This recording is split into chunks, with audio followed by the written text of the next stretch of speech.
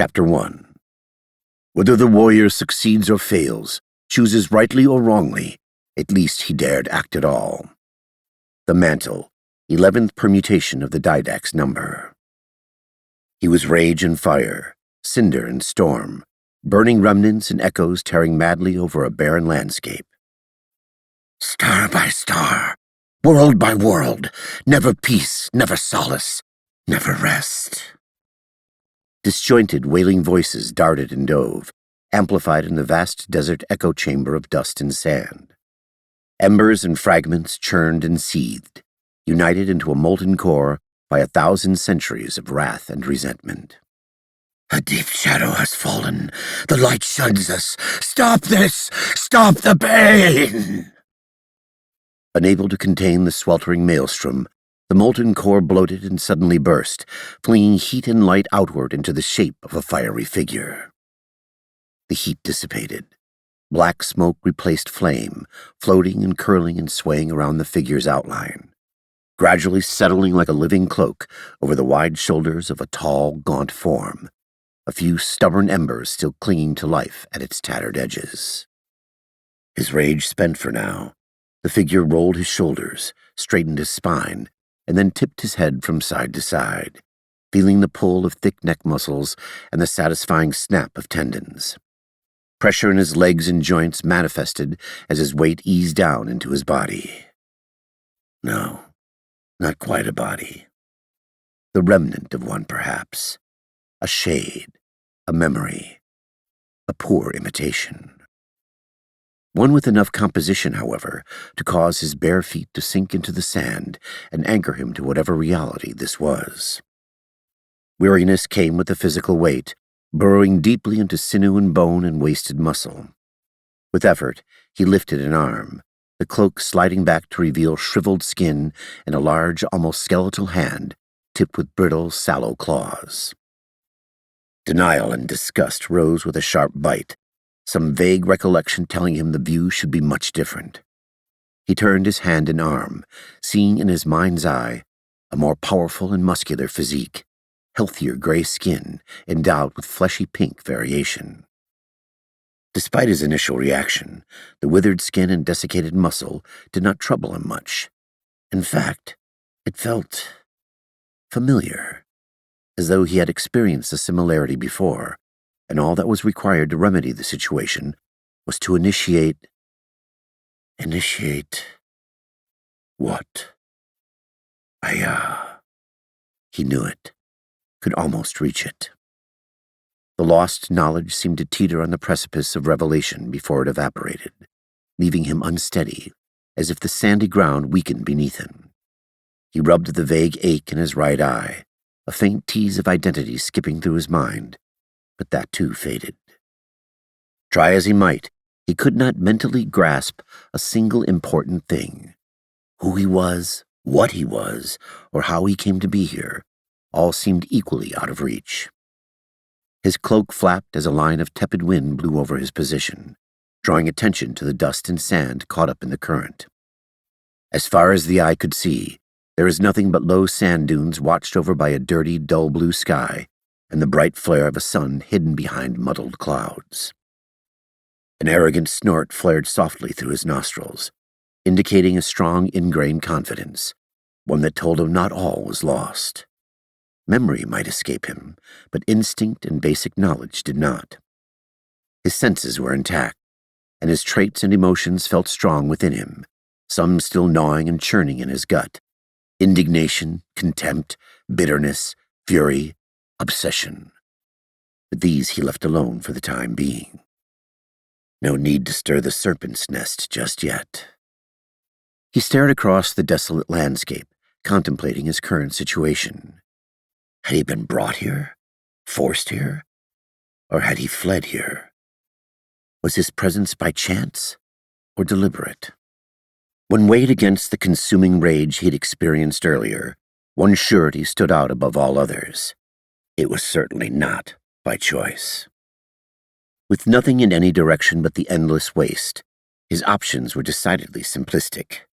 Stay put or move on. Without hesitation, he chose the latter, the sand folding over his feet as he started off in no particular direction. The going was tedious and slow, his corporeal form stiff and uncooperative, though his bare skin on earth and the tiny grains pushing between his toes were oddly satisfying.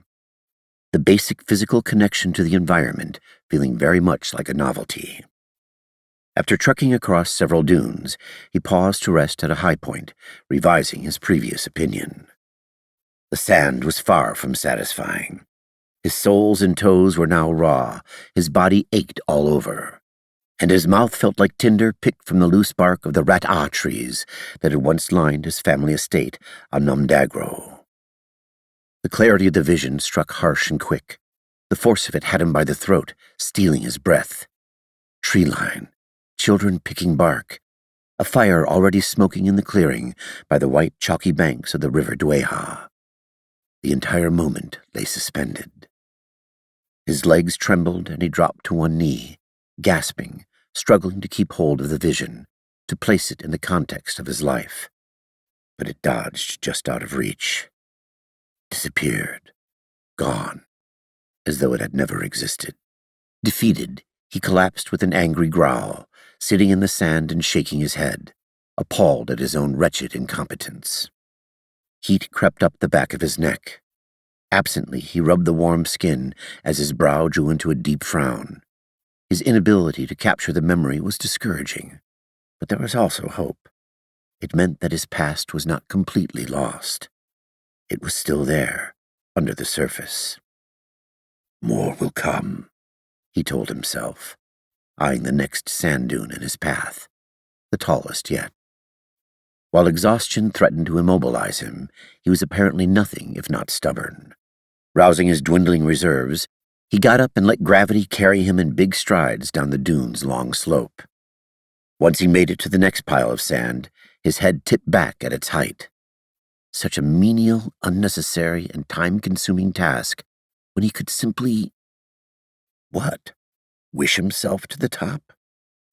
He braced against the now endless aches and pains plaguing his frail body, and with no small amount of grumbling began yet another climb, one sore foot in front of the other, until he finally reached the summit, out of breath, but rewarded for his efforts. A dark and dirty horizon stretched in the far distance, and within it, or perhaps preceding it, it was too far to tell, a mote of blue glowed. Finally, something out there in the sea of sand. Relief flooded him, and he slumped to the ground. Once down, he did not attempt to get back up. No matter what might lie beckoning ahead, it felt too good to stop and rest. Something told him that this too felt like a novelty. He pulled a foot closer to his body to knead the aching heel and arch, then cleared the sand between his toes. As he tended to the other foot, small dark specks appeared in the sky. Instantly, there it was again, the precipice of knowledge. Along with an urge to assess the threat, to meet it with swift and decisive action. All he had to do was... and... it was gone. Again. Ayah! He grunted in frustration, as the specks drew close enough to see in detail. There were 5 creatures of flight with crested heads and long, imposing beaks. They were larger than him in both body and wingspan, and their dirty brown color blended in well with the desert landscape. Double sets of large, leathery wings protruded from each narrow torso and flapped rather slowly. As they glided overhead, the length of their tails was displayed, and the Rangmeho. The word whispered with sudden clarity. He turned and watched their diminishing passage. Just as they faded from view, they suddenly dispersed into dust. Like a mirage, a dream. He closed his eyes tightly, giving his head a hard shake before looking again. But the avian creatures were indeed gone. An unsettling sensation bloomed in the pit of his stomach. While he did not want to admit it, he knew. He'd known all along. Whatever this was could not be based in the physical world. The landscape was not quite right, and neither was he, formed as he'd been from embers and emotion. His arms were wizened and old. His garb was wholly unfamiliar. Even his face, which he mapped with his fingers, felt bony and unrecognizable. He pinched his sallow cheeks and tugged at the tuft of hair on his head. The pain was real, at least. He studied his hands. All 6 fingers accounted for. It was right, and yet not right. He felt solid, and yet he was not whole. Questions assailed him, none of which he could definitively answer. He must have had a past life, but there was nothing to prove his brief recollections were real, or that they even belonged to him. The mote of blue lingering far on the horizon was the only point of significance so far.